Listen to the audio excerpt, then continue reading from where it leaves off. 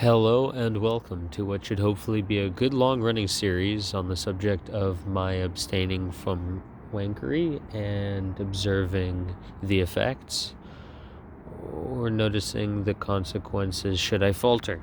So let's begin by seeing the results from our previous episodes, remembering to start the recording and bringing up a beloved book.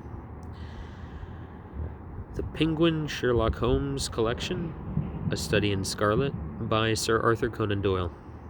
The Literary Super Sleuth, Daily Express. Chapter 1, page 3, Mr. Sherlock Holmes. In the year 1878, I took my degree of Doctor of Medicine of the University of London and proceeded to Netley to go through the course prescribed for surgeons in the army. Having completed my studies there, I was duly attached to the 5th Northumberland Fusiliers as assistant surgeon. The regiment was stationed in India at the time, and before I could join it, the Second Afghan War had broken out. On landing at Bombay, I learned that my corps had advanced through the passes and was already deep in the enemy's country. I followed, however, with many other officers who were in the same situation as myself, and succeeded in reaching Kandahar in safety, where I found my regiment and at once entered upon my new duties. The campaign brought honors and promotion to many, but for me it had nothing but misfortune and disaster. I was removed from my brigade and attached to the Berkshires, with whom I served at the fatal battle of Maiwand. There I was struck on the shoulder by a Jezail bullet, which shattered the bone and grazed the subclavian artery. I should have fallen into the hands of the murderous Gazy had it not been for the devotion and courage shown by Murray, my orderly, who threw me across a pack horse and succeeded in bringing me safely to the British lines. Worn with pain and weak from prolonged hardships which I had undergone, I was removed with a great train of wounded sufferers to a base hospital at Peshawar. Here I rallied, and had already improved so far as to be able to walk about the wards and even to bask a little upon the veranda, when I was struck down by enteric fever, that curse of our Indian possessions. For months my life was despaired of, and when at last I came to myself and became convalescent, I was so weak and emaciated that a medical board determined that not a day should be lost in sending me back to England.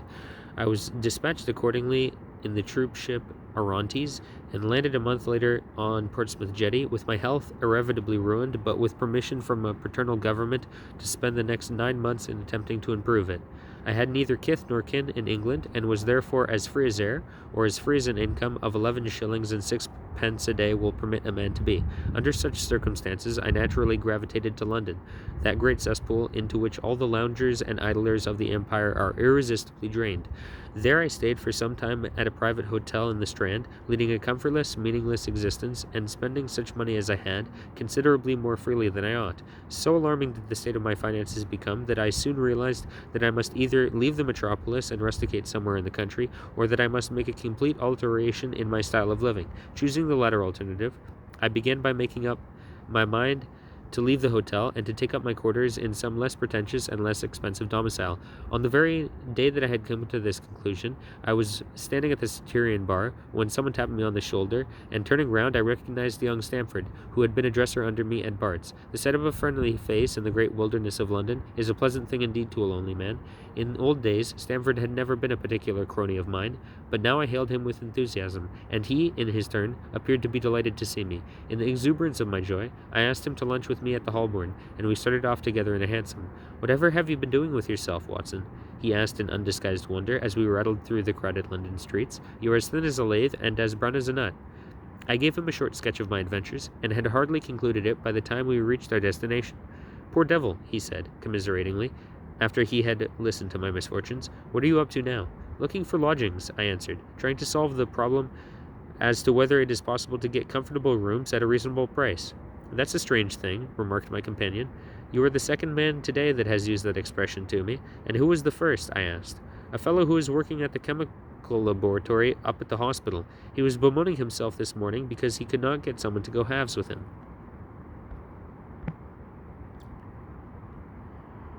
Ending the recording. There's our range. Here's our pitch over time. Early spikes, mid spike, almost late spike, almost.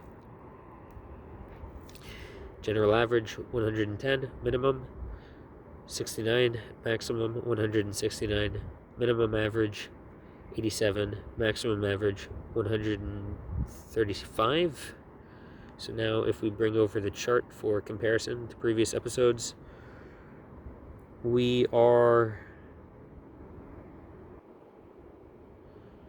at or below slightly, only slightly, the episode from 3 ago.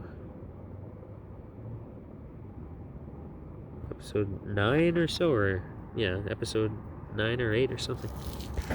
Anyways, that'll about do it. Restraint. Through restraint comes power. I have managed this week to abstain from wankery, but only just. We'll see if I can. This is the first week. Next week comes a streak. Then after that, and that about does it for this episode.